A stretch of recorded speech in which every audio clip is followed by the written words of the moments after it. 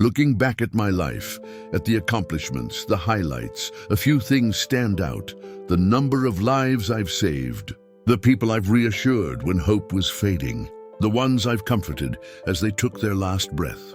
I've stood up to abusive men, put bullies back in line, pulled two people from the edge of tragedy, and helped countless others when no one else would.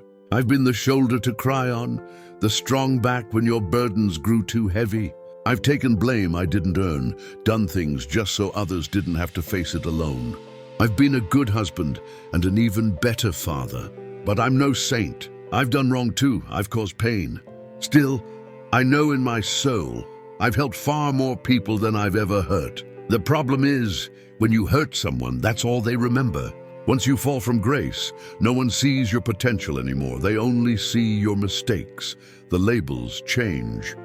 Good husband, great father, dependable, strong, loving, all replaced with broken, damaged, manipulative, monster. Condemnation spreads like a virus, and when you're out of sight, even your closest allies become critics.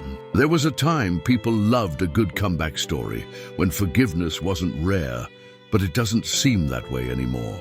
Case in point, I used to follow a man who built an empire on ancient and forbidden knowledge. His Anunnaki work was solid, but part of his foundation was built on a lie. He promoted himself as the world's foremost authority on ancient biblical text and arrogantly proposed wild accusations to Christian history. His empire crumbled overnight. Like everyone else, I labeled him a fraud and moved on. Last night, one of his videos popped up again. The title suggested he was finally addressing his fall. But it wasn't that at all. It felt like another story, another mask. I clicked away before the halfway mark, deciding he'd learned nothing. But then I caught myself. Did I even give him a fair chance? Did I check if he'd already made amends? Or had I already molded him into that fraud forever? If I expect grace, how can I withhold it from others? Lessons are everywhere, if you're open to receiving them, even in the rise and fall of someone else's story. Ride with me here at the 8th house, where the lessons are plentiful, and let's see where the next one takes us.